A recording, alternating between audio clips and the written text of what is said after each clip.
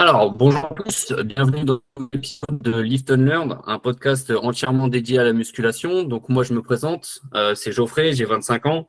Ça fait plus de 8 ans maintenant que je pratique de la musculation. C'est devenu tellement une passion qu'au final c'est devenu mon métier. Concernant l'objectif du podcast, finalement on va essayer de partager tout ce qui est expérience et connaissances autour de la musculation. Je vise finalement à m'entourer d'experts autour de la musculation et tout le domaine qui touche autour. Aujourd'hui, le domaine de notre sujet, ça va être le powerlifting, donc la force athlétique. Et donc, c'est pour ça que je reçois aujourd'hui Julien, que je vais laisser se présenter. Bonjour Julien. Salut Geoffrey. Alors du coup, moi je me présente, c'est Julien, j'ai 23 ans. Un peu mon passé, j'ai fait 5 ans d'armée. Dès que j'ai quitté l'armée, du coup, je me suis lancé dans la musculation et par la suite dans le power. Donc voilà, c'est ce que vous devez savoir sur moi pour Ok, commencer. peut-être tes antécédents sportifs. Alors antécédent sportif, j'ai fait 8 ans de handball Ok, et ensuite de la musculation. Donc un petit peu de foot, mais bon, très, très peu. C'est plus le d'accord. handball, ensuite un petit peu de musculation, donc à peu près 2 ans. Et du coup, par la suite, je me suis lancé dans le power. Ok. Et peut-être avant de commencer les questions, pourquoi être lancé dans le diplôme de coach sportif? Est-ce que c'est juste une confirmation et d'être diplômé ou c'est quelque chose que tu avais envie? Alors, moi, j'ai décidé du coup de faire le BPJEPS-AF. Du coup, bah, déjà pour être titulaire, d'un diplôme officiel, pour ensuite être coach sportif, pour pouvoir accompagner des personnes. Mais le plus important, c'est du coup d'approfondir mes connaissances et d'acquérir un maximum de connaissances, bien sûr, sur tout ce qui est le plan nutrition, sur le plan accompagnement sportif, sur le Mhm. suivi. Hein, c'est vraiment un ensemble de connaissances que je voulais acquérir avec cette formation. Ok, donc comme je disais, le sujet du jour, ça va être surtout tout ce qui est force athlétique, donc sur les trois mouvements. Ceux qui ne connaissent pas, il y a forcément le squat, le soulevé de terre et le développé couché. Donc première question, justement, quels ont été tes débuts en musculation? Comment ça s'est passé? Savoir bah, peut-être ton environnement, comment t'en es dedans. Je sais pas, comment est-ce que ça a été lu? Est-ce que tu étais purement de la musculation ou est-ce que tu t'es lancé directement en power? À toi de nous dire. Alors non, du coup, moi j'ai commencé directement par de la musculation, donc j'étais vraiment en full body. Hein. C'était que de la musculation, que de l'hypertrophie, il y avait que ça. Ça Ok. résumait mes séances. Donc pendant 2 ans, je me suis dédié vraiment qu'à ça. Je me suis mis sérieusement, vraiment sérieusement dans la musculation depuis 2 ans. Et j'ai vraiment pris goût à la musculation et c'est là où cette routine elle a commencé à se mettre en route, de bien manger, de bien s'entraîner, d'avoir une programmation intelligente et bien sûr de voir une progression par la suite. Mais il y a eu un petit moment en fait où, moi, pour ma personne, j'ai commencé à être un peu lassé de la musculation. J'avais l'impression d'avoir fait le tour, même si je savais très bien que j'avais rien fait pour l'instant en musculation, même si j'avais que 2 ans de pratique. Et c'est là où j'ai décidé d'arrêter de travailler sur de l'hypertrophie musculaire, mais du coup, bah, de passer sur des intensités plus hautes avec des charges réduites, enfin du moins plus lourdes avec très peu de répétitions. Et j'ai commencé tout doucement à arrêter l'hypertrophie et à me diriger, bien sûr, dans le power. Et du coup, j'ai commencé à mettre, par exemple, un peu plus de poids au squat. C'est là où j'ai vraiment commencé à kiffer ce sport. Et du coup, c'est là où je me suis vraiment lancé dedans et je me suis dit, bah, pourquoi pas essayer. Et je me sentais plus fort. Je me sentais plus fort, plus énergique. Et bah, voilà, c'est là où j'ai vraiment commencé à kiffer le power et je me suis lancé dedans maintenant depuis presque un an. Ok. Deux petites questions justement qui en rejoignent une, mais est-ce que ton passé sportif et ton passé professionnel avec l'armée et les réseaux sociaux, donc les deux points, armée et réseaux sociaux, est-ce que ça a influencé Ouais. justement ta pratique? Alors, l'armée, du moins, déjà sur le plan sportif, l'armée, ça a été dur de faire des séances de musculation basique.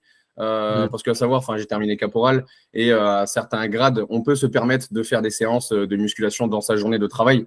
Et moi, Ok. j'étais pas assez haut gradé pour faire des séances de musculation. Donc, niveau musculation, c'était vraiment minime. On faisait que les séances du sport ou les séances du jour qu'on devait Mhm. pratiquer avec notre section, notre groupe.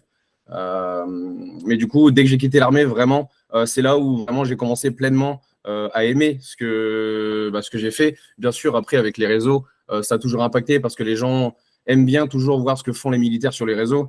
Euh, et du coup, bah, c'est ce qui m'a donné aussi envie de faire de la musculation et de me lancer sur les réseaux. Et du coup, bah, par la suite aussi, faire le BPJEPS en corrélation. concernant ta technique, la technique que tu as développée, je sais, une fois de plus qu'on se connaît personnellement, par exemple, que ce soit sur ta position au squat ou au soulevé terre, est-ce que c'est quelque Ouais. chose que tu as mis en place selon tes préférences ou tu t'y es intéressé un peu plus en creusant par rapport à tout ce qui est morpho-anatomie? Comment tu as réussi à avoir cette approche et comment ça s'est modifié dans le temps? Alors, dès que j'ai commencé le power, déjà directement, j'avais aucune connaissance. J'ai décidé de prendre un coach directement. Ok. Donc j'ai fait un petit big up, un petit bonjour à Lichard, donc qui était mon premier coach en force athlétique, donc qui m'a énormément appris sur le plan déjà physique, sur le plan anatomique aussi, de savoir comment bien se placer, pourquoi on fait cette variation, pourquoi on fait cette technique, pourquoi on fait travailler certains exercices. Donc ça m'a vraiment aidé de prendre un coach et de savoir à peu près comment faire une programmation, même si je ne savais pas comment on fait, hein, bien sûr, mais Mhm. comment organiser une séance, comment planifier une séance, comment bien s'organiser pendant une séance. Donc, après, au niveau de ma technique, bien sûr, ça c'est propre à chaque personne. C'est pas parce que moi je me sens mieux à l'aise sur, par exemple, ma position du squat. Donc, je fais d'abord une antéversion du bassin, j'envoie les fessiers en arrière pour descendre. C'est parce que moi j'ai les fémurs assez longs et du coup, moi j'ai un placement de barre donc en low bar, donc barre basse du coup. Et je me sens plus fort avec une certaine flexion de hanche qu'une flexion de genou. Je me sens plus fort. Et au niveau de mes leviers, du coup, c'est là où j'ai commencé à me dire, ok, là, je suis bien. Au niveau de la depth, au niveau de la descente, j'étais bien aussi. Donc après, j'ai travaillé cette technique pour qu'elle soit répétable le plus possible. Et du coup, pour après monter en charge, pas le plus rapidement, mais bien sûr dans le long terme. Ok, super. Donc au final, ouais, c'est un mélange d'avoir un point de vue extérieur, mais aussi sur ce que tu t'en sentais mieux et ce que tu disais aussi par rapport à tes leviers. Donc au final, c'est un mélange un peu de tout. Ok, Ouais, c'est ça, exactement, c'est ça. ok. Quel est ton rythme d'entraînement? Je sais que tu m'as dit qu'aujourd'hui, tu t'entraînais pas spécialement. Comment tu t'organises déjà, je pense, avant la formation? Et est-ce que la formation a eu un impact sur ta routine d'entraînement? Ouais, alors moi je m'entraîne 4 fois par semaine. Donc j'ai commencé comme ça et au vu des entraînements, au vu du temps que je passais, pour moi 4 entraînements c'est bien. S'il y a besoin de plus, je mettrai plus. S'il y a besoin de moins, pardon, je mettrai moins. On est toujours dans l'adaptation de la séance, quoi qu'il arrive. Après, au niveau de mes séances et au niveau de la formation, je sais que ça va pas du tout impacter parce que j'essaie toujours, comme on dit à chaque fois, de s'adapter au vu des jours d'entraînement, au vu du travail, au vu des journées de travail. Donc, si je sais que je commence plus tôt le matin, je vais m'entraîner à des heures pas aléatoires, mais déjà des heures déjà fixées. Donc, si je sais que j'ai une grosse journée le matin, je finis à 16 heures, je vais m'entraîner à 16 heures. Si je sais que je commence à 9 heures, je finis à 20 heures, je vais m'entraîner très tôt le matin. Enfin, c'est vraiment l'adaptation de la séance qui fait que, bien sûr, sur un long terme, c'est là où on va performer, c'est là où on va arriver à avoir des charges intéressantes, on va dire. Mais du coup, sur le plan de cette formation que j'ai passée, en cours, bien sûr, du coup, c'est vraiment l'adaptation, en fait. J'essaie tout le temps de m'adapter aux journées et bien sûr d'être toujours en forme pour la séance du jour. Ouais, donc du coup, de ce que je retiens, c'est l'adaptation finalement, que ce soit en dehors de la Exactement. formation ou. Ok, ok. Ouais, mais c'est ce que j'avais discuté avec Enzo sur le tout premier podcast. C'est ce qu'il disait. Au final, il y a, tu sais ce que c'est, hein, en plus de ça, tu as les entraînements aussi pendant le BPGEPS. Ouais. Donc, tu as déjà ça, nous, le vendredi ou le jeudi, je sais plus comment vous Ouais, ça c'est ça. organise. C'était le vendredi, on avait l'haltérophilie. C'était vraiment dur de faire, par exemple, ma séance d'haltérophilie, enfin, ma journée de travail, ma séance d'haltérophilie, et ensuite de faire ma séance de power, parce que dans la séance d'haltérophilie, on avait aussi du crossfit dedans, Mhm. donc pour compenser l'aspect haltérophilie. Mais du coup, c'était vraiment dur des fois de faire ma séance Mhm. d'haltéro et le soir même de faire ma séance de power, des fois sur des RPE 8, des RPE 9, Mhm. sur des grosses intensités. Donc c'était vraiment dur, mais on était dans l'adaptation, toujours s'adapter. Ok. Ouais, au final, de toute façon, comme on dit toujours, c'est pas une séance qui va changer ta vie, mais c'est une séance de plus qui est mise dans le programme et qui Exactement, permet de progresser. exactement, Ok, c'est ça. ok. Comme tout pratiquant, on a des points forts et des points faibles. Sachant que Ouais. vous tournez autour de trois mouvements principaux, je sais qu'il peut y avoir renforcement musculaire aux alentours. Comment tu as justement cette approche de te dire, d'un point de vue anatomique ou morphologique, mes pecs, c'est pas ça, mais comment je fais quand même pour progresser au bench? Bah, au moins, juste pour répondre à cette question, bien sûr, à chaque fois, c'est propre à chaque personne, c'est propre à chaque technique, c'est propre à chaque setup.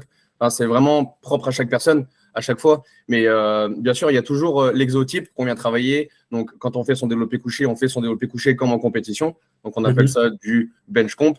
On a bien sûr des exos de renforcement. On ne va pas se le cacher, c'est tout à fait normal d'avoir des exos de renforcement. Bien sûr, par exemple, je vais dire une connerie, l'overhead press qui fait renforcer l'avant des épaules. Du coup, pour le développé couché, mais aussi, on peut faire aussi, par exemple, du face pull pour l'arrière d'épaule, pour renforcer les muscles stabilisateurs du développé couché. On peut faire l'exo en question, mais aussi des exos de renforcement, du coup, pour renforcer l'exotype. Mais du coup, après, sur les trois mouvements, bien sûr, il y a toujours un mouvement où on se sent toujours plus fort, on se sent toujours plus à l'aise. Moi, de préférence, c'est le squat. En ce moment, c'est mon meilleur ami, le squat. Le bench, c'est mon pire ennemi en ce moment, mais après, ça varie. Ça varie des jours, ça varie des entraînements, ça varie de la forme du jour, ça varie aussi du poids. Enfin, il y a plein de choses à prendre en compte. Mais en ce moment, oui, c'est le squat qui est mon élément de prédilection et le bench qui est un peu ma bête noire. Mais bien sûr, c'est à travailler et on voit dans le long terme. Ok. Justement, petit aparté, j'ai regardé là quand tu as passé ton 600 sur les 3 mouvements composés. J'ai vu quand même qu'en une semaine, tu as réussi à prendre plus de 20 kilos sur ton squat. C'est quand même assez énorme. Ouais, c'est ça. Après, je vais pas mentir, il y a eu la hype aussi du jour parce que je me suis entraîné dans un club, la Team Costoc en Ile-de-France. Donc, je me suis entraîné avec les meilleurs, bien sûr. Donc, ça donne un coup de boost. Donc, si tu compares les deux, bien sûr, c'était mon RPE 7 à 570 et du coup, mon 605 RPE 10, clairement. Bien sûr, il y avait la hype du jour, il y avait la forme du jour qui était très bien aussi pour aller chercher un max à l'entraînement, pas en compétition. Donc ça, on verra au Silent Worker Meet le 2 juillet, parce que je passe le 2 juillet. Et aussi, vraiment, c'est vraiment la forme du jour et comment on se sent. Donc, d'un RPE 7 à RPE 10, ça peut varier de 20 à 30 kilos, comme ça peut varier de 5 à 10 kilos, pas plus. C'est vraiment en fonction de la forme du jour et des ressentis sur le RPE, quoi. Ok. Bah, je pense qu'on y viendra peut-être sur d'autres questions. Justement, c'est cette approche qui est un peu, enfin pas défaut, mais c'est vu que j'ai pas ces connaissances-là en power, des fois je me pose la question. Bon, on peut peut-être y venir maintenant, mais de se dire comment tu fais justement pour gérer. On parlait d'adaptation tout à l'heure, mais quand on voit par exemple sur ces vidéos, alors certes il montre ce qu'il veut. Mais genre, par exemple, sur le lundi, il met 2,80 au terre.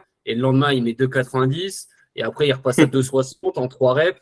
Comment tu gères justement cette programmation? Parce que nous, en musculation, c'est d'augmenter le plus de possible de répétitions, de séries. Vous, c'est la charge. Ouais. Et comment vous réussissez à gérer cette notion de RPE, cette notion de progression? Est-ce qu'aujourd'hui, je mets du 3 reps et 3 séries? Comment ça se passe?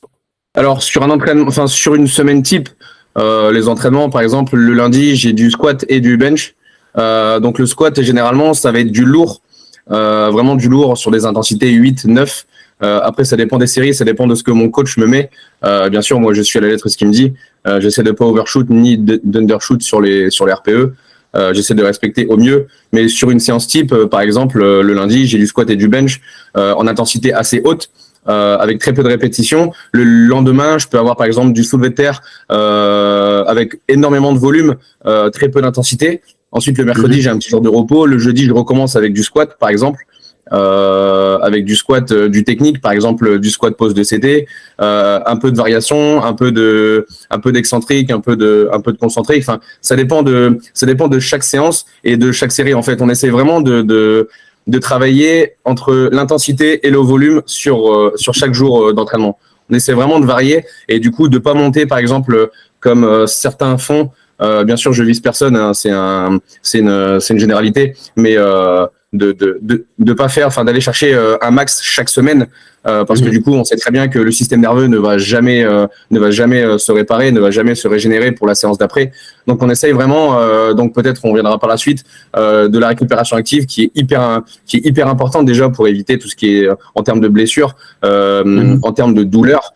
Donc au niveau des séances, on essaie vraiment, encore une fois, de s'adapter à la personne, de s'adapter au coaché, à l'athlète. et du coup de faire une programmation qui est cohérente à la personne, mais aussi de faire ce que la personne elle aime. Parce que c'est bien de faire une programmation cohérente. Si la personne elle aime pas ce qu'elle fait, si elle ne prend pas plaisir, ça va strictement, ça va servir à rien en fait. Ça va servir à rien. La personne, elle va, même si la progression est intéressante et cohérente, la personne, si elle a pas envie, mentalement, elle va peut-être régresser. Et du coup, après, ça va impacter la personne et le coacher aussi, quoi. Ouais, c'est ce que je dis toujours. Finalement, c'est vrai que dans une salle, moi, c'est parce que je m'entraîne au Basic Fit, mais voilà, après, tout dépend de où est-ce qu'on s'entraîne, que ce soit Fitness Park ou autre. Peu importe le matériel qu'on a à disposition, c'est vrai qu'il y a des exercices qu'on sait qui sont plus efficaces que d'autres, mais je crois que j'en discutais avec Enzo en off ou même peut-être sur le podcast. C'est pas parce qu'il y a le meilleur exercice, alors déjà il faut déjà avoir la possibilité de le faire. Par exemple, on prend moi de mon point de vue, d'un point de vue body, il y en a plein qui font des écartés à la poulie ou autre pour les pecs. Sauf que tu sais très bien qu'à 18h c'est rempli et c'est impossible de les faire. Clair. Et en plus de ça, comme tu dis, il y a aussi cette notion de plaisir.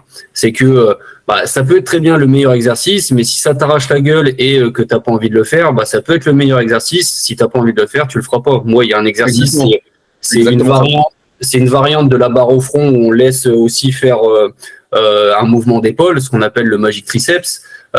Cet exercice-là, c'est soi-disant le meilleur parce que il y a cette notion de polyarticulaire avec l'épaule également. Ça me plaît pas. Alors, je préfère me buter au triceps à la corde, comme toi tu fais par exemple à la barre, que faire cet exercice-là et ça me plaît absolument pas. Vaut mieux voir une notion de long terme et de se dire je fais peut-être un exercice un peu moins bien, mais je m'y tiens, plutôt que faire un bon exercice et je le fais une fois tous les 3 semaines. Exactement, c'est ça. C'est vraiment important de prendre plaisir à ce qu'on fait, surtout. Si on prend pas plaisir dans le long terme, on va se lasser et bien sûr, on va peut-être changer de sport ou arrêter complètement. Ouais. Et pour revenir sur justement la fatigue nerveuse qu'on disait, toi personnellement, qu'est-ce qui t'impacte le plus d'un point de vue musculaire ou d'un point de vue nerveux? Et justement, comment tu arrives à gérer cette fatigue nerveuse? Alors, au niveau de ma fatigue nerveuse, je ressens surtout ma fatigue nerveuse sur les compétitions. Après la compétition, vraiment, je me sens vraiment fatigué. Et je sais pertinemment que si je retourne à l'entraînement le lundi avec des grosses charges, pour moi, c'est complètement impossible. Je sais qu'il faut que je reprenne tout doucement. Il me faut 1 ou 2 jours off à ne surtout pas penser au power, à mon entraînement du lundi. Après chaque compétition, je sais très bien que j'ai besoin de me reposer physiquement et nerveusement. Mais je sais que je suis plus, vraiment aux compétitions, je suis plus impacté nerveusement que physiquement. Parce que du coup, on fait tout le temps les mêmes mouvements. Donc après, tout ce qui est mémoire musculaire, ça rentre en jeu. Donc, on n'a plus de courbatures. On peut avoir des petites douleurs, mais c'est vraiment bénin. Mais tout ce qui est courbature, moi, je sais que personnellement, j'ai plus de courbatures depuis longtemps. Après, ça dépend si j'ai des exos qui varient en fonction des blocs que mon coach me met. Je peux faire des exos que je n'ai pas fait ou même de l'hypertrophie, par exemple du tirage unilatéral pour renforcer le dos. Ça fait longtemps que je n'ai pas fait. Donc si j'en ai en renforcement, bien sûr, j'aurai des courbatures parce que c'est des endroits que je n'ai plus travaillé ou que je sollicite moins. Mais au niveau de ma fatigue nerveuse, je pense que c'est pour ça que c'est énormément important de faire de la récup active, surtout sur des personnes qui s'entraînent régulièrement, qui s'entraînent vraiment sérieusement et qui vraiment ont un projet de performance dans le long terme. Ok. Ouais, je vois. De toute façon, une fois de plus, on se connaît personnellement et on suit sur les réseaux, mais c'est vrai que tu mets vraiment l'accent là-dessus. Ce que je vois, que ce soit même pendant ta formation, dès que tu as 5-10 minutes pour aller marcher ou autre, c'est vrai que tu mets vraiment l'accent là-dessus. Et tu t'autorises aussi également peut-être d'avoir des jours off, Bien sûr. En travaillant que 4 jours. T'as cette intelligence, c'est que les réseaux font que maintenant, à l'heure d'aujourd'hui, les gens disent, nous on le voit dans le body, et il y en a certains qui donnent l'exemple, si tu as 7 jours, tu peux t'entraîner 7 jours sur 7. Oui, mais c'est pas parce que tu fais plus que tu auras plus. Il faut faire moins, ça fait plus. Et c'est ça encore que les gens ils arrivent pas à comprendre, et je pense que tout débutant, même toi ou moi je sais que personnellement je suis passé par là, à te dire j'ai 7 jours, je m'entraîne 7 jours sur 7, mais sauf qu'au bout d'un moment des fois tu lâches 1 semaine, 2 semaines, et comme tu dis, il vaut mieux s'entraîner 4 jours dans la semaine mais pendant toute l'année, plutôt que faire des 7 sur 7 pour 3-4 mois et après te lasser et être cuit nerveusement. C'est ça, exactement. Moi, je sais que 4 jours, ça me convient bien au niveau de mes entraînements, au niveau de mon intensité et de mon volume. Ça me convient énormément. Après, s'il y a besoin d'ajuster, par exemple, avant une compétition, s'il y a besoin de rajouter une séance, s'il y a besoin d'en enlever une, s'il y a besoin d'enlever quelques séries et même des répétitions, bien sûr, c'est vraiment toujours dans l'adaptation. Je sais que mon coach s'adapte tout le temps à moi. Bien sûr, après, je dois aussi faire ce qu'il me demande. Bien sûr, il doit pas s'adapter aussi à moi. S'il me demande des choses, c'est que c'est cohérent de le faire et c'est que c'est important pour moi et que ça va être bénéfique. Donc, moi aussi, je dois m'adapter à mon coach et de me sortir les doigts quand je dois me sortir les doigts, bien sûr. Familièrement dit, mais bien sûr, c'est pas en restant à faire des petites séries avec très peu d'intensité qu'on va monter. Il faut monter dans le plan physique, dans le plan nerveux. Il faut vraiment varier les plaisirs, en fait. Ok, super. Par rapport à ta compète qui va approcher, justement, quelle est ton approche? Je pense que tu es toujours coaché par ton coach. Est-ce que tu te dis, je sais que j'ai tant de temps normalement minimum pour me préparer et donc du coup je prévois telle compète, ou tu te dis j'ai envie de faire cette compète là et après tant pis du temps que il me reste et je me prépare sur ce temps-là. Non, en fait, tout est prévu. Je sais que là, ma compète, donc le 2 juillet, on est le 17. On est le 17 mai. Je sais que tout est déjà prévu pour ma compétition. Donc je suis en plein bloc. Je suis en deuxième semaine de bloc. Dès que j'ai terminé mon bloc de 4 semaines, je renchaîne. Du coup, je ne prends pas 2 semaines de deload. Donc ma semaine de décharge, souvent après un bloc très fatigant. Donc on essaie de mettre une semaine de deload. Sauf que là, en fait, j'ai ma compète qui arrive et j'ai directement un bloc de taper. Donc le bloc de taper, il va servir particulièrement à préparer du coup cette compétition. Donc on va vraiment arriver sur un aspect technique. On va vraiment essayer d'aller chercher par exemple la depth au squat, d'appuyer un peu plus sur le plan nerveux aussi, de pas trop se fumer du coup pour la compétition pour être en forme le jour J. On va préparer aussi s'il y a besoin de faire un water cut, s'il y a besoin de faire un water load, s'il y a besoin, on est vraiment encore dans l'adaptation, mais vraiment tout est déjà quadrillé, tout est déjà prêt en fonction de la compétition et en plus c'est le Salent Worker Meet, donc c'est pas n'importe quelle compétition, c'est vraiment la meilleure compétition organisée en France, organisée par les meilleurs toujours, mais du coup non, tout est déjà prêt et je sais déjà ce que je vais faire juste avant cette compétition, quoi. Donc après il y a toujours un aspect mental qui se prépare. Après moi je suis toujours prêt chaque séance, à chaque compétition. Tout ce qui est besoin à faire, je le fais bien sûr. Et du coup, voilà, on est vraiment encore dans l'adaptation, toujours. L'adaptation. Ok. Ouais, de toute façon, ce que je disais avec Enzo, moi, même en dehors de ça, ce que je résume toujours, j'en parlais encore hier avec des gens justement à la bulle, qui me disaient, ils me posaient des questions sur la diète. Je disais, ça dépend. Ça dépend. Quelqu'un qui te donne une réponse déjà toute faite en disant, tu veux prendre des pecs, il faut faire ça, et peu importe la personne, pour moi, c'est un mauvais coach. Non, bien sûr. Ça dépend de tes objectifs, ça dépend du temps que tu as disponible, ça dépend de ce que tu aimes faire, justement, ce qu'on disait, la notion de plaisir tout à l'heure. Il y a tellement de choses qui rentrent en jeu que les gens pensent que c'est tout fait. C'est vrai que la musculation, d'un point de vue extérieur, et quand tu creuses pas, tu dis, tu manges, tu t'entraînes, tu dors. Ouais. Mais après, quand tu commences à creuser le sujet, tu dis, mais c'est tellement compliqué qu'il faut tout adapter au mode de vie de la personne que tout est personnalisable. Ouais, c'est clair, bien sûr. C'est pour ça qu'un coach, c'est important. Après, la musculation, c'est pas mon dada. Du moins, ma préférence, c'est le power. Mais je sais que quelqu'un qui commence en power, pour moi, je le conseille directement de prendre un coach compétent. Moi, j'ai eu la chance du coup d'avoir Charlie en coach. Vraiment, c'est quelqu'un de très compétent qui est hyper sérieux. Bien sûr, parce que c'est un coach, donc obligatoirement c'est quelqu'un de sérieux. Mais c'est vraiment quelqu'un qui m'a fait découvrir ce sport, cette discipline, et clairement qui me l'a fait kiffer, quoi, et qui me donne envie d'aller chercher des perfs. Bien sûr. Et je pense que moi, c'est ce que je comprends aussi avec l'expérience, c'est que je me demande des fois en me disant, et des mecs, même en prenant par exemple dans la boxe, des mecs comme, je sais pas, je prends des clichés, mais comme Conor McGregor ou même des Cristiano Ronaldo, tu te dis, ces mecs-là, ils ont des coachs alors que c'est quand même les meilleurs de leur milieu. Bien sûr.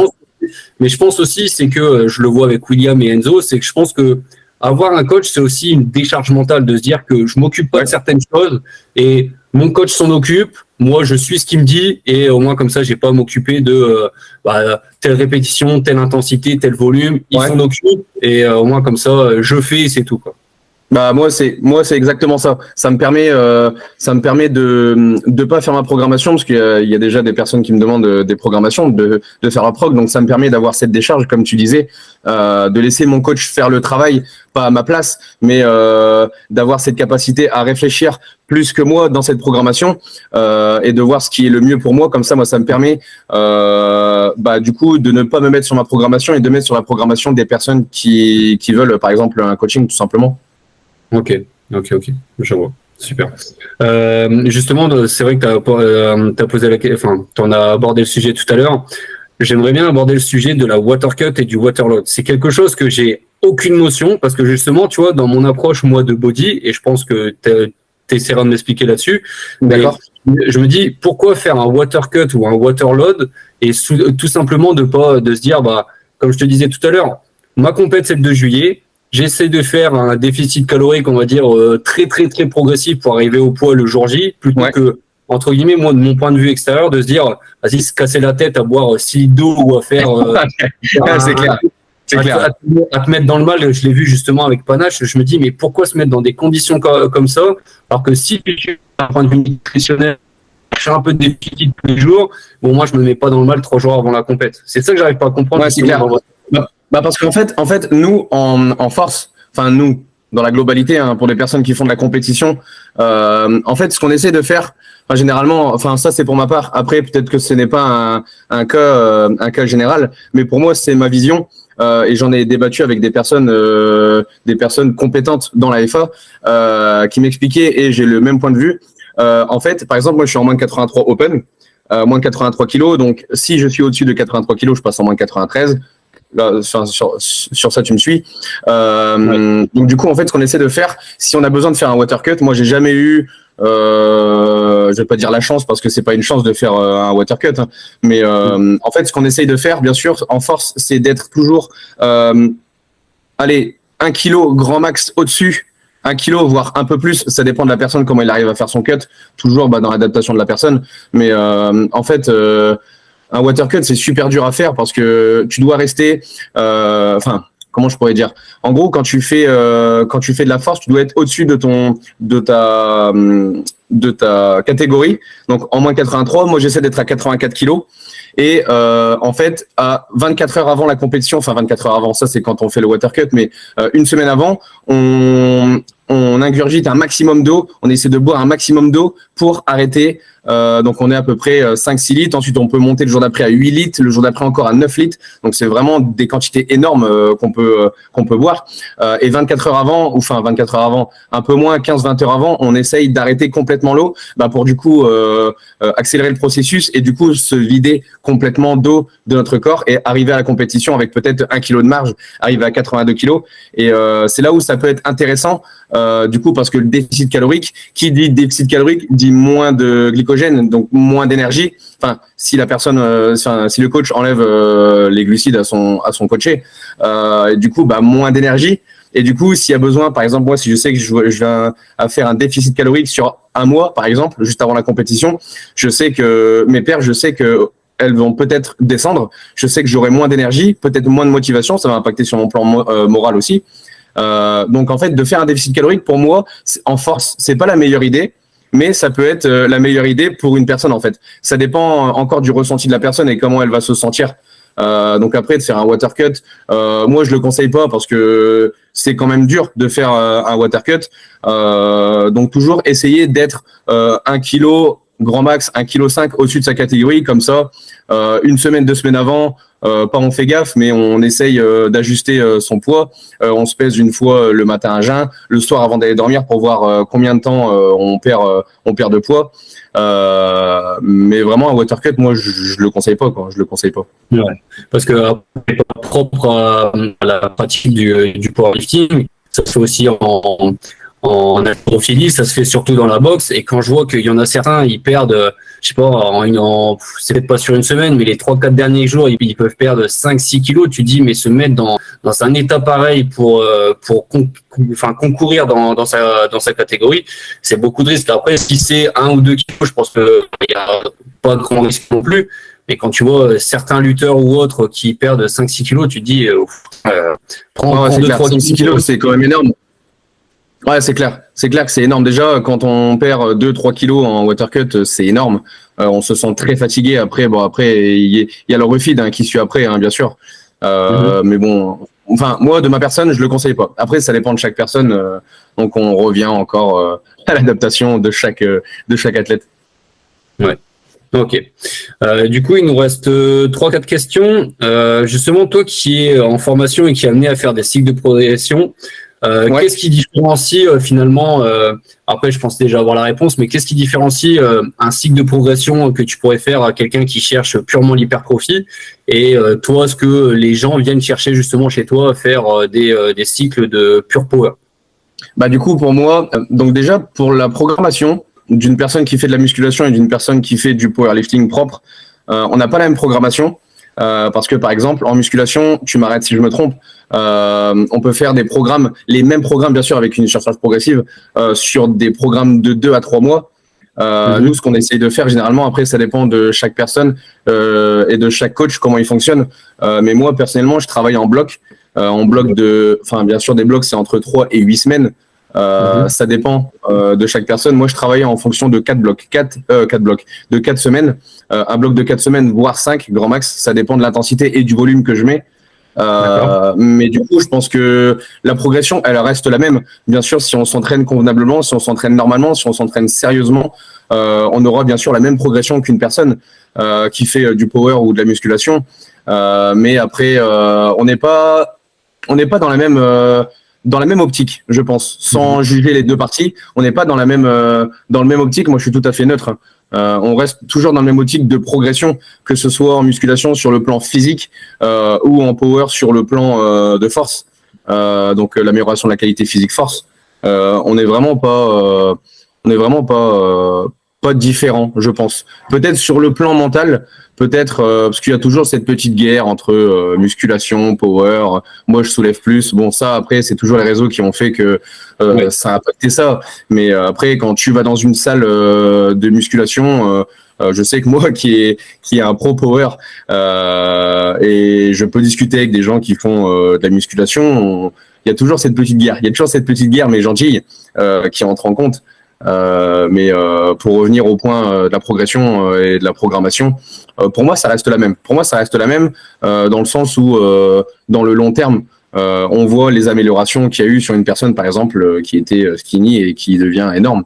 Donc on voit que c'est le même travail. C'est des choses qu'on met de côté. C'est peut-être de la famille qu'on voit moins souvent parce que les séances elles durent peut-être plus longtemps. Ça c'est plus pour le power je pense qu'une séance d'hypertrophie. Moi, je pense que c'est la même progression, je pense. Ouais, c'est-à-dire, l'objectif reste le même, au final, c'est de la progression. Exactement.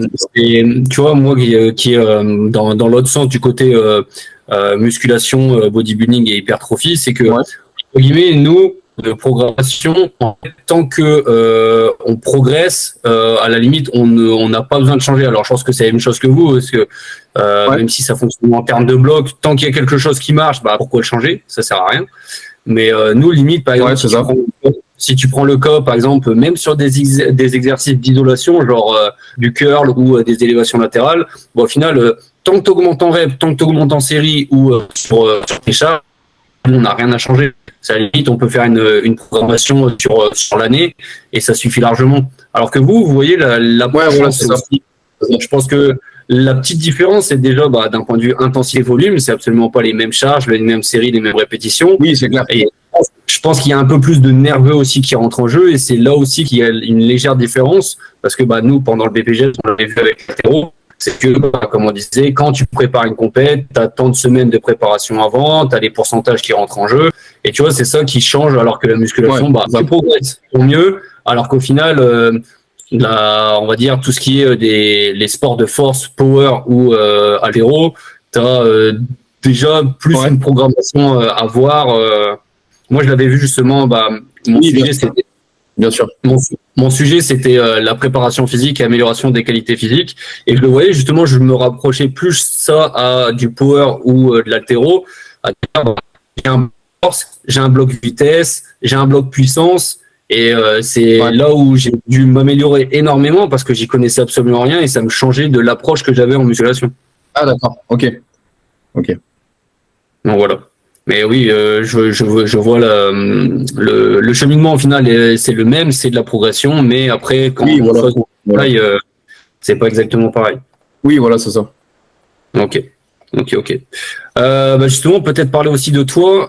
Quels sont tes objectifs, on va dire, à court terme? Je pensais déjà d'avoir ton diplôme, mais à moyen et long terme, où est-ce que tu te vois dans 5-10 ans d'un point de vue professionnel et aussi dans ton sport? Est-ce que tu te vois toujours dans ton sport? Alors, à court terme, déjà, bien sûr, c'est d'avoir mon BP, hein, bien sûr, d'être coach à la fin. Bien sûr, sur le long terme, c'est plus sur le plan personnel. Vraiment, ça serait d'avoir les qualifs France en moins de 83 Open, donc à 670 de total. Donc pour moi, 670, c'est vraiment une barrière. C'est vraiment une barrière. Enfin, pas une barrière parce que je sais que je vais le faire. Ça, c'est clair et net. Ça, c'est clair, il n'y a pas de doute.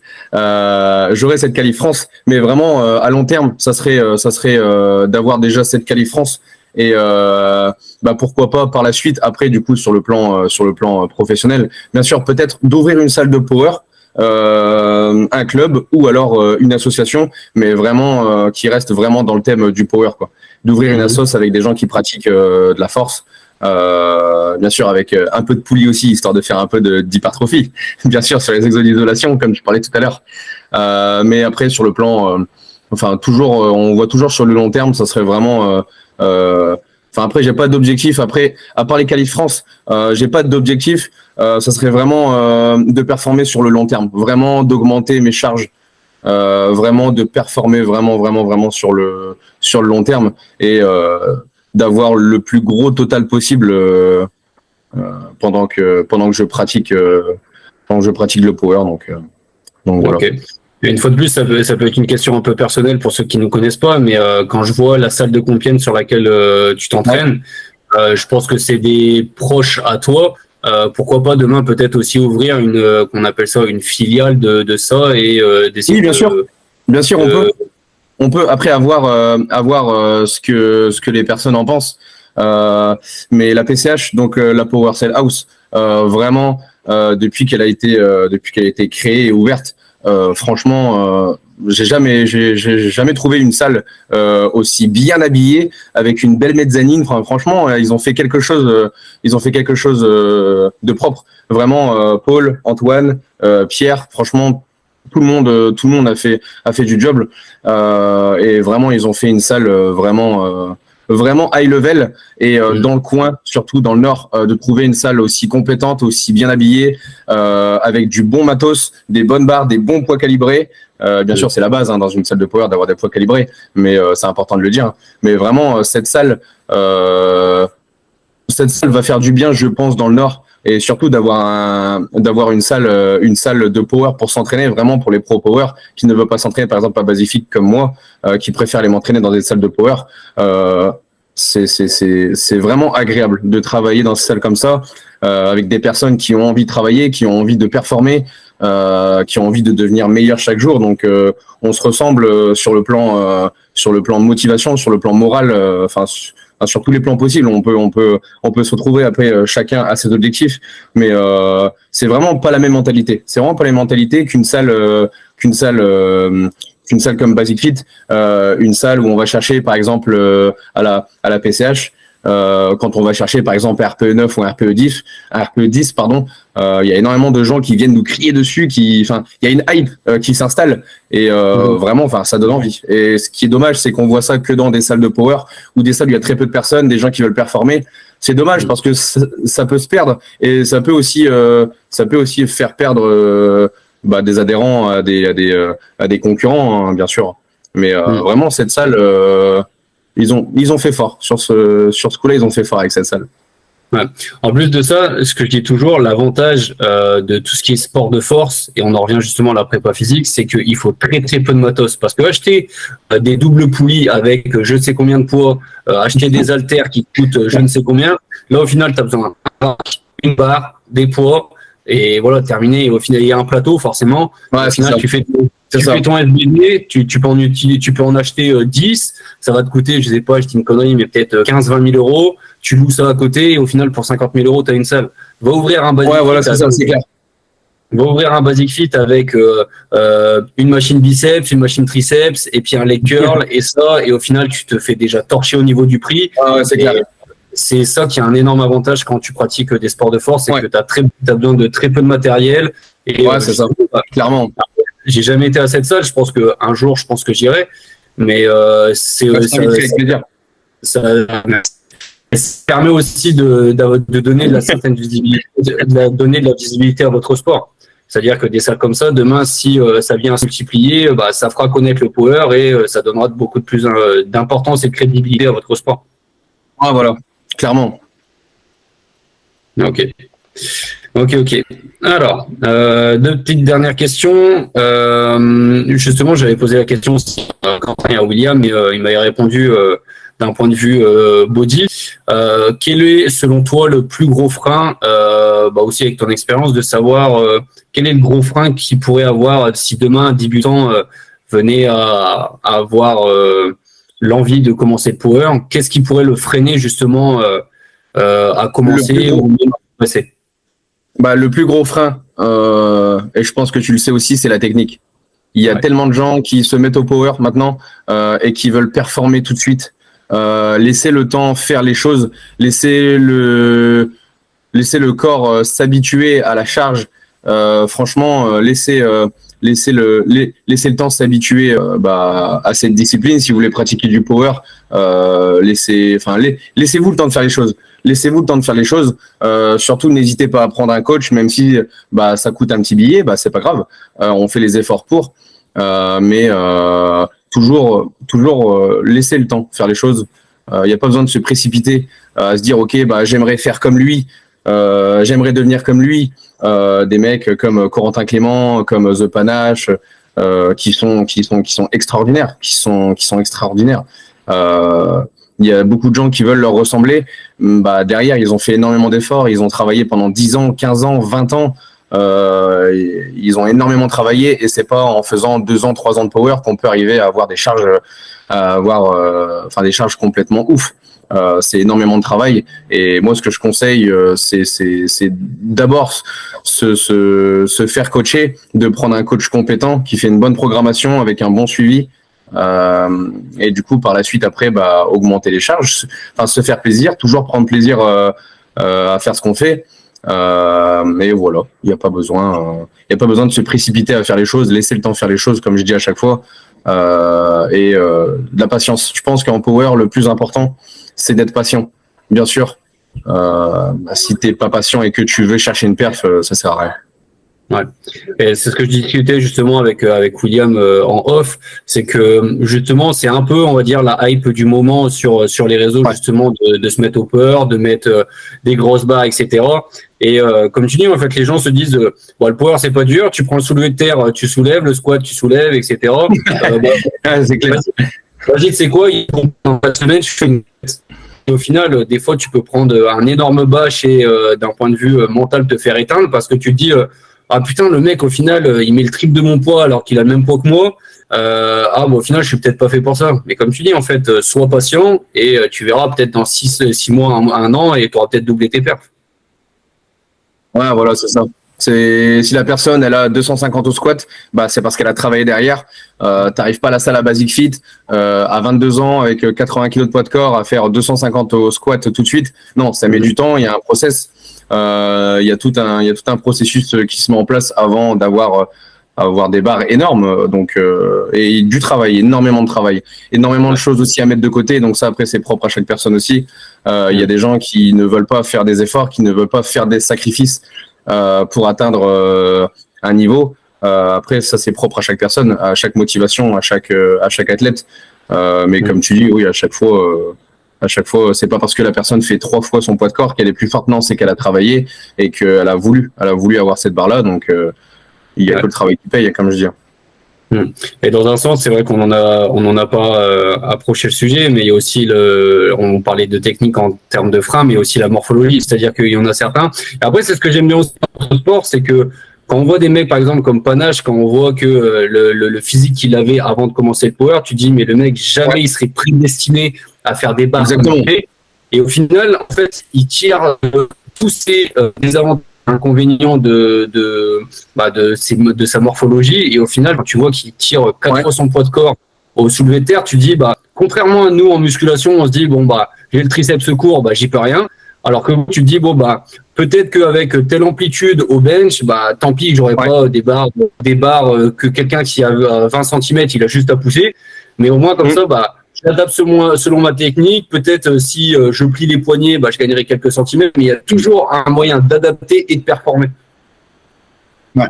C'est pour ça qu'en power, vraiment, c'est vraiment l'aspect technique. Vraiment l'aspect technique. Sur un squat, on va pas directement prendre la barre, déraquer sur un pied et squatter. Non, il y a tout un processus à mettre. Il y a la mise en tension de la barre, le déraque de la barre, le placement de la barre sur les épaules, si on a la barre haute, si on a la barre basse, si on doit avoir un elbow drive, donc tout ce qui est mouvement de coude, d'épaule, s'il y a besoin de faire une antéversion du bassin, s'il y a besoin de faire plus de flexion de hanche, plus de flexion de genou, les 33% de la force sur le pied. Il y a vraiment énormément de choses à voir et de mettre des choses en œuvre pour performer. Donc c'est pour ça que, comme tu as parlé de The Panache, franchement, il a travaillé pour avoir ces barres-là. Il a beau faire 66 kilos, il est là pour performer. Il fait que ces mouvements-là. Bien sûr, s'il a des exos de renfo, il doit en faire. Mais on reste tout le temps dans l'adaptabilité de chaque athlète. Il a comment je pourrais dire, il a mis sa barre en fonction de sa morphologie, sa technique c'est en fonction de sa morphologie. Il s'est adapté à des points peut-être négatifs ou positifs. Il en a profité pour augmenter ses charges. Mais après, ça reste un process, et ça reste toujours de la technique. Ça reste toujours de la technique et puis à mettre en place tout le temps et pour performer sur le long terme. Ouais. Avant-dernière question, le premier, après je te lâche. Mais justement, d'un point de vue objectif, hormis toi, selon tes points faibles, quel est pour toi, selon toi, le mouvement le plus technique à apprendre sur les trois? Là, tu m'as pris de court.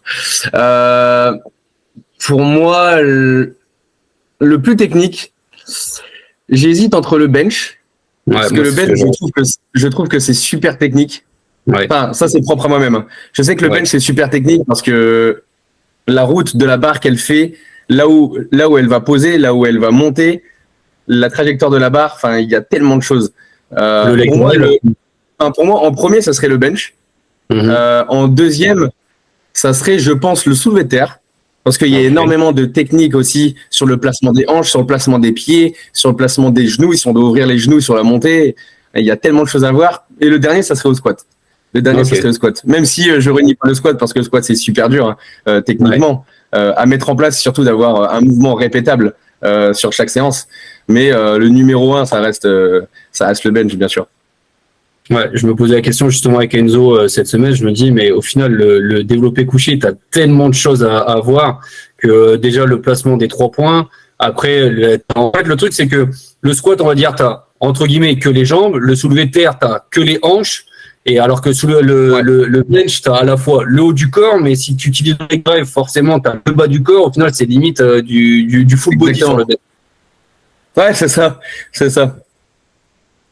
Mais pour moi, c'est l'un des mouvements le plus dur. Ouais. Et comme tu dis, tu as la trajectoire, savoir où exploser au niveau du plexus, de savoir ouvrir les coudes, et comme tu disais aussi, le mouvement qui est répétable, c'est franchement super compliqué. Ouais.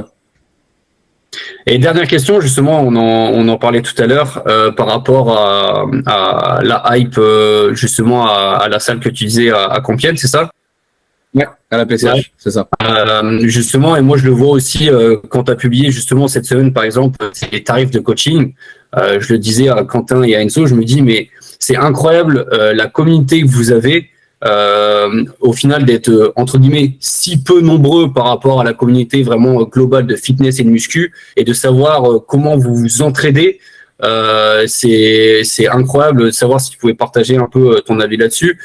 Toi qui as passé par la musculation et maintenant qui est dans le power, est-ce que tu vois une réelle différence justement de soutien, de communauté?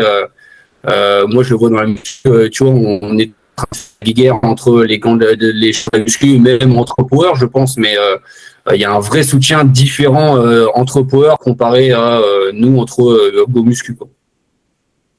Ouais, moi, clairement, au niveau de la hype, j'ai jamais vu autant de hype dans une salle de power que dans une salle de musculation. Clairement, enfin, tous les sports confondus. Pour moi, la FA, c'est là où ça gueule le plus. C'est là où ça gueule le plus, c'est où il y a plus de hype. Et vraiment, même en arrivant à la PCH, donc la première salle de power que j'ai découvert, j'ai accroché tout de suite. Je faisais mon top 7, je crois que la première fois où on m'a gueulé dessus, c'était sur un top 7 RPE 7, je crois RPE 8. Donc au niveau d'intensité, c'était quand même assez soutenu, mais ça allait. J'avais des reps en réserve et on m'a quand même gueulé dessus parce que je devais les faire. Et c'est là où tu te rends compte, tu dis putain, les mecs, ils ont envie de te hype, ils ont envie de te voir performer, même s'ils sont plus forts que toi, ils sont là à te motiver, à te crier dessus.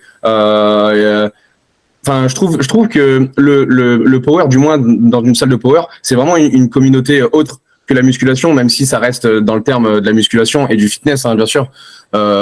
Mais pour moi, la hype du power, c'est vraiment quelque chose d'extraordinaire. C'est vraiment énorme. Et depuis que j'ai découvert cette discipline et que j'ai fait mes premières séances dans une salle de power, pour moi, pour rien au monde, j'irai changer de sport, au moins pour cette hype que j'ai rencontrée. Mais dans une autre salle de power aussi, là, quand j'ai fait mon total à 605 chez Pana, du coup, le week-end dernier, il y a 2 semaines, la hype, elle était complètement ouf. C'était complètement ouf. Et c'est les mêmes hypes qu'on retrouve de la PCH ou alors chez Pana. Dans toutes les salles de France. Bien sûr, je pense que dans toutes les salles de France, la hype chez les power, c'est la même. Ça reste se crier dessus pour aller chercher des perfs, même pour des back-off, même pour des séries de travail. Ça reste quand même fort. Donc vraiment, moi, je suis vraiment content d'avoir rencontré cette discipline et qu'on m'a fait aimer cette discipline. Et maintenant, ça me donne encore plus envie de performer et d'avoir le plus gros total possible. Mais je suis vraiment content d'avoir cette discipline à mes côtés. Mais tu vois, c'est ce que je disais aussi déjà, rien que toi, et je pense que ton coach a eu le même réflexe, et moi qui veux débuter en force athlétique, ce sera exactement la même chose, c'est que déjà vous avez le réflexe de vous soutenir entre vous, de se dire, lui, tu as l'expérience de quelqu'un pour m'améliorer. Alors qu'au final, à la muscu, tu regardes William, parce qu'il est suivi avec Enzo maintenant, mais William, moi, la musculation, c'est très, très personnel et on se dit, je me débrouille moi-même et je m'améliore et c'est tout de mon côté. J'essaie d'apprendre tout par moi-même et c'est tout. Alors que vous dire, c'est un sport que je connais pas, je l'utilise de ce que les meilleurs y font et après, moi, je pourrais transmettre à des nouveaux également. Alors que nous, on n'a absolument pas on a cette individualité alors que vous voyez directement communauté et de se tirer tout le monde vers le haut. Voilà, c'est ça. C'est ça. Après, moi, je suis quelqu'un qui s'entraîne tout seul. J'ai pas de chance, bien sûr, d'avoir un petit gym bro pour m'entraîner avec. Donc, depuis j'ai commencé le power, à part dans les salles de power, je me suis toujours entraîné tout seul. Après, ce qui est bien, c'est que je suis toujours focus dans mes séances. Quoi qu'il arrive, j'ai toujours été focus. Même quand j'étais avec des gens, je discutais un peu. J'ai toujours été focus dans mes séances. Donc, quand je m'entraîne tout seul, ça m'évite du coup d'être distrait par des gens, de parler pendant 10 minutes. Je suis vraiment focus dans ma séance du jour. Mais c'est vrai que ça commence à faire long et que des fois j'aimerais bien m'entraîner avec des personnes qui sont qui sont de la même discipline que moi. Ça me ferait plaisir. Mais oui, après, comme tu disais, dans le terme d'individualité, c'est vrai que dans la musculation, chacun a ses objectifs. Chacun aussi veut devenir un plus gros, veut devenir plus esthétique, plus beau. Mais en musculation, c'est vraiment un cas général, hein. Bien sûr, je reste le plus neutre possible. On est toujours en musculation dans le je suis tout seul. Dans le je suis tout seul, je m'entraîne tout seul, j'ai besoin de personne, je me coach tout seul. Et non, c'est vrai que des fois il y a besoin, même si la personne elle est moins volumineuse que l'autre, peut-être qu'elle a des conseils à lui amener, des connaissances. et qu'elle peut se faire suivre par cette même personne. Donc ça dépend de chaque personne. C'est pas parce que tu es plus énorme que quelqu'un que tu es plus compétent. C'est pas parce que j'ai que 225 au squat et que un coaché à 250 qu'il est meilleur que moi. Enfin, il y a aussi l'aspect technique, il y a aussi l'aspect connaissance en la matière. Donc voilà. Mais oui, c'est vrai qu'en musculation, il y a toujours cette part d'individualité qui prend partie dans la musculation. Ouais, super. Bah, j'espère que tu inviteras ta communauté à voir le podcast. Bien sûr, je le partagerai dans ma story. Ils auront intérêt à voir. Et j'en avais parlé avec Quentin et William. Je t'inviterai peut-être sur un autre podcast, et même si d'autres amis à toi, spécialement dans la force athlétique, seraient intéressés, peut-être justement, pas de débattre, mais de voir justement peut-être les différences et les points communs qu'on a justement autour de la musculation et de la force athlétique. Pas justement pour descendre et dire « Oh là là, moi je fais tant » et enfin, voilà. Oui, c'est clair, bien sûr. Bien sûr. Peut-être de se réunir autour d'une table et de se dire quelles sont les différences et les points communs qui nous réunissent, quels sont les objectifs qu'on a en commun, qu'est-ce qui nous traîne ensemble, et au finalement ça reste du surpassement de soi et de l'amélioration de personnel, quoi. Avec plaisir. Moi je serai présent. S'il y a besoin de débattre, je serai là. Bien sûr, pour ressortir les côtés positifs et aussi les côtés négatifs. Hein. Tout n'est pas rose dans un sport. Hein. Bien sûr, il y a toujours en termes de blessures, en termes de douleurs, mais il y a aussi des points positifs. Donc, bien sûr, je serai là avec plaisir. Super. Écoute, merci Julien. Je mettrai tes réseaux dans la description. Et puis, on se donnera rendez-vous. Du coup, la prochaine fois, je te dirai, sur le prochain podcast, on aura l'occasion de se revoir. Avec plaisir, alors je t'attends. Super. Merci Julien, et puis écoute, je te dis à bientôt.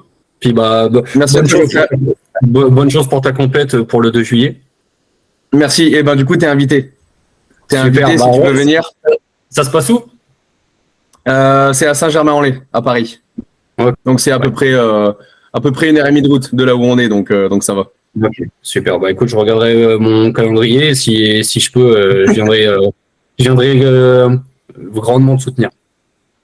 Ok, ça marche. Ça me fait plaisir. Merci beaucoup. À bientôt, Julien. Merci. Salut. À bientôt. Bonne journée.